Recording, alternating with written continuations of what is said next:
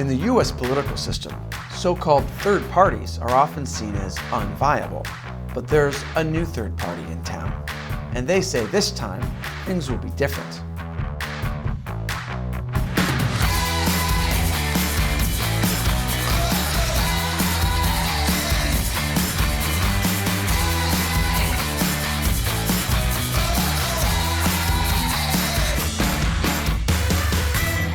Welcome to America Uncovered. I'm Matt Gnezda, filling in today for Chris Chappell.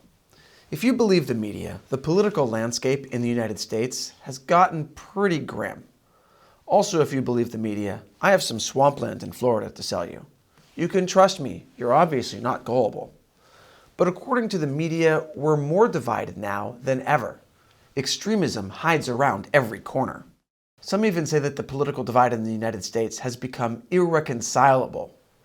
I mean, sure, the U.S. reconciled after the Civil War, but this is different. People are saying mean things to each other on Twitter. But never fear, the solution is here. Welcome America's newest third party, Forward, the centrist political party. The center is fighting back against polarization and extremism, because it's hard to be extreme in the center. The closest thing to extreme centrists are the neutrals from Futurama. Is this a valid comparison? My gut says maybe. The face of this new party is none other than former presidential hopeful Andrew Yang. Remember him? Andrew Yang made headlines in 2019 during the Democratic primary race for his unique platform. It was focused on the idea of a universal basic income as a solution to increased automation. Although he really made headlines for his dorky dad vibes and getting shafted by the DNC. But of course, Yang didn't win the primary. He also lost the primary for New York City mayor in 2021. And eventually, he decided to quit the Democratic Party altogether and start his own political party. And now, Yang's Forward Party has merged with two other political organizations to create the new Forward Party. Because that's not confusing at all. The three parts of the new Forward Party are Andrew Yang's old Forward Party, the Renew America movement, and the Serve America movement. And yes, Andrew Yang's old logo did get made fun of for looking like G.I. Joe or Top Gun. Even though those two things are both awesome, the new logo is a bit more subtle. Did I say subtle? I meant lame. Now it looks like a utilities company. Anyway, the Renew America movement was created in 2021 by former Republican officials, and the chair is former Republican New Jersey Governor Christine Todd Whitman. So naturally, Yang and Whitman are the co-chairs of the new Forward. The Serve America movement is led by former Republican Congressman David Jolly, who didn't end up a co-chair of Forward, which probably doesn't make Jolly feel very happy. The union between the three has gotten a lot of attention. A new political party just launched. It's called the Forward Party, whose organizers want to appeal to millions of voters who say America's two-party system just is not working. Well, if you're sick of Democrats and Republicans, there's another option coming your way. A new third political party in America called Forward. A new centrist group is gambling that millions of Americans are fed up with this country's two-party system. They're announcing the creation of a third political party to be called Forward. Essentially, they're trying to be a third viable political party. Now you know, and knowing is half the battle. So what's the big deal? I'll tell you after the break. Welcome back. The new third political party called Forward has been getting a lot of media attention.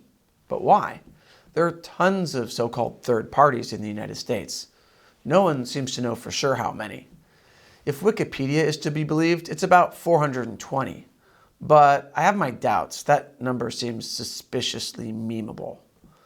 But none of these so-called third parties ever seem to quite make it on the national stage. And the media has been very happy to point that out. Historically, Chris, third parties have not done well. But history is littered with failed third-party attempts. Ross Perot, Larry, can I finish? Larry.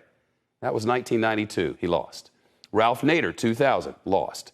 And in just 2012, there was a party most of us probably don't remember, Americans Elect. It managed to get on the ballot in more than 24 states, but went nowhere. Why would this time be any different? This so rarely works. So why will your effort work? Niall, historically, it's been very hard for a third party to make any headway in Washington. Why is that? Yeah, how come it's hard for a third party to succeed with the American public when every media company constantly tells the American public they can't succeed? That's a real head scratcher. Still, they're not wrong. In 1912, Theodore Roosevelt Jr. ran for president under a third party called the Progressive Party. Not the same kind of progressives we have now. Teddy Roosevelt wasn't exactly woke. When he wanted to cancel someone, he challenged them to a duel. Roosevelt got a whopping 27% of the popular vote. It's the mustache, isn't it? Voters love a man in a mustache. Roosevelt got more than the Republican candidate, although not enough to win the presidency. Then in 1992, independent candidate Ross Perot made waves during the presidential election when he got nearly 20% of the popular vote, which was considered impressive, but was less than half what the Republican candidate got. Should have grown a mustache. Andrew Yang points out that Abraham Lincoln was a third party when he won the presidency with 39% of the vote. But still, third parties just don't have a good record. So what makes this one different? According to Forward Party co-chairs, most third parties in U.S. history failed to take off either because they were ideologically too narrow or the population was uninterested. But voters are calling for a new party now more than ever. They're certainly right about that. A recent USA Today Suffolk University poll shows that only 24% of Americans feel that two parties are good enough to represent Americans' political views. Makes sense. We have only two parties to cover America's taste in politics, yet we have over 60 flavors to cover America's taste in Oreos. And last year, a Gallup poll showed that support for a third U.S. political party was at a high point. 62% of people responding to the poll said that the two major parties do such a poor job representing the American people that a third party is needed. The Forward Party also points out that half of adults in the United States identify as political independents because no one likes getting text messages begging them for money. It's bad enough when my alma mater or my shady cousin does it. The Forward Party is a coalition party aimed at moderates, and they're positioning themselves as a big tent party, welcoming people with different political beliefs. There are even former Trump staff in the party, which is the only news that matters to some people. Because if anything is going to stop the tyranny of the two-party system, it's saying we can't trust a third party. Of course, even if half of all Americans identify as independents, that isn't necessarily the same thing as moderates. But Forward has a secret weapon: good policy, clear messaging, and transparency. I'm just kidding. It's money. Yang said in an interview, "We are starting in a very strong financial position. Financial support will not be a problem." In fact, according to Yang, Forward is the biggest third party in the U.S. in terms of resources. So what's their plan with all that money? Well, they know that there are reasons why third parties don't usually do well in elections. Niall, historically, it's been very hard for a third party to make any headway in Washington. Why is that? Largely because our election system is winner take all. We don't have a system like many, for example, Western European nations do, where there's some form of ranked voting. Now, of course, there are other issues as well. I mean, the two major parties are enormously well established. But I think that winner takes it all system is one of the major barriers to having a successful third party here. That's right. Our winner-take-all election system tends to push us toward two parties. So the Forward Party's number one priority is to fight for ranked voting systems across America, and maybe grow some mustaches. They also want open primaries, where people don't have to join a specific political party to vote. And they also want independent redistricting commissions throughout the country. They say that over 80% of congressional districts are considered safe seats. They are either clearly Republican or clearly Democratic, leading to a re-election rate of over 90%. That's why you have so many career politicians who've been in office so long they look like this. For now, the Forward Party's focus is on local elections. This is not an effort to run a presidential candidate in 2024 or chase a shiny object. This is an effort to build a viable, credible, durable, sustainable national political party. What that means is setting up essentially 50 state parties and aggregating them under the national coalition that will be forward. What we hope to do is what we've recently been able to do, which is elect a mayor of Newtown, Connecticut, or run candidates for township supervisor, or yes, Congress or Senate.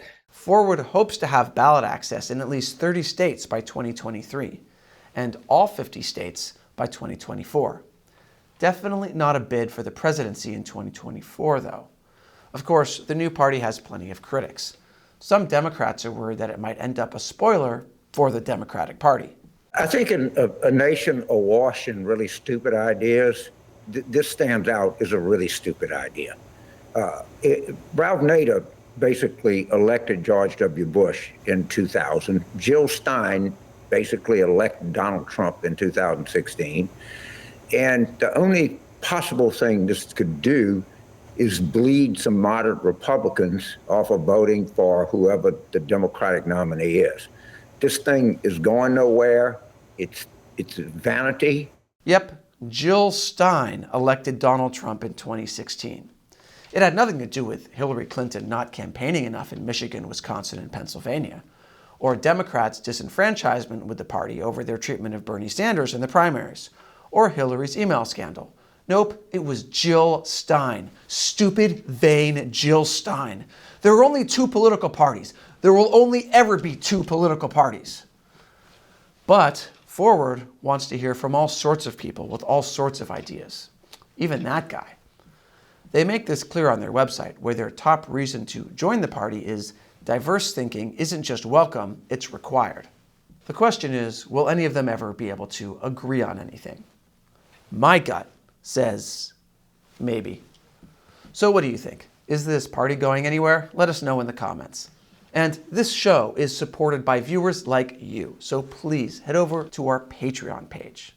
Or join us on our censorship-free platform at americauncovered.locals.com. Links are below. Once again, I'm Matt Gnezda. Thanks for watching America Uncovered.